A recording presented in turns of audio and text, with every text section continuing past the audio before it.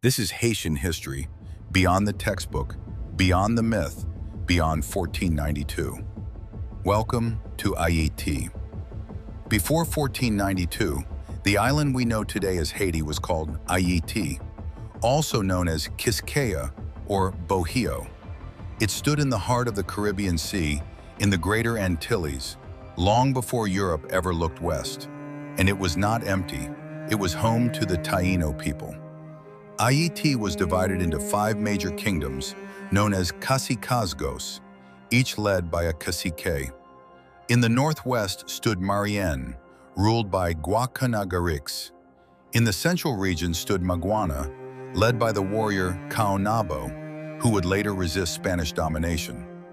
To the southwest was Xaragua, first ruled by Bohichio, and later by the powerful queen Anacaona. In the northeast stood Magua, under Guarionex, and in the far east was Higüey, led by Cayacoa. Before European arrival, the Taíno lived in organized, agricultural, and spiritually rich societies. They were not primitive. They were structured, interconnected, and politically organized. They lived in villages called ucayeques. Their homes were circular huts known as bohios, built from wood and palm leaves. The cacique lived in a larger, rectangular house called a canoe. They slept in hammocks, a Taíno invention still used around the world today. Their villages were placed near rivers and coastlines, providing access to fresh water and fishing. They cultivated cassava, corn, sweet potatoes, beans, peppers, guava, and pineapple. They built raised farming mounds called conucos to improve soil drainage.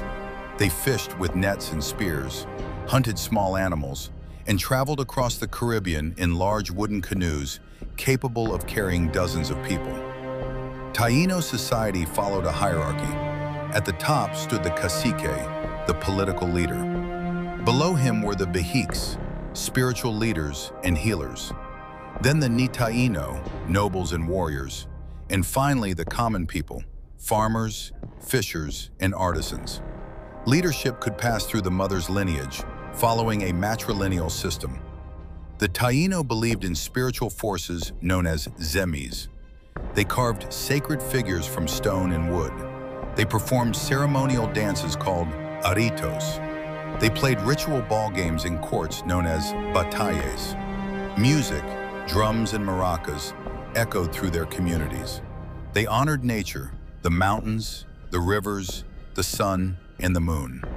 Their name, Ayiti, means land of high mountains.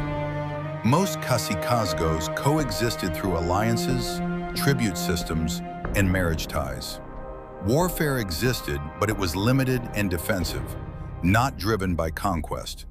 Leaders like Caonabo organized resistance when necessary. In the late 1400s, a European navigator named Christopher Columbus sought a new trade route to Asia. Sponsored by Spain and backed by King Ferdinand of Aragon and Queen Isabella of Castile, he sailed west in 1492. He departed from Palos de la Frontera with 3 ships, La Niña, La Pinta, and the Santa María, carrying approximately 90 men. After crossing the Atlantic for more than a month, land was sighted on October 12, 1492. An island the Taíno called Guanahani, Columbus renamed it San Salvador. Believing he had reached Asia, he continued sailing and eventually arrived on the island of Hispaniola. On December 5, 1492, he landed on the northern coast of what is now Haiti.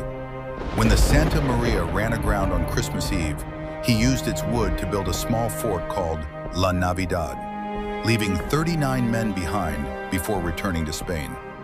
When he returned the following year, the fort was destroyed. The men were dead. Conflict had begun.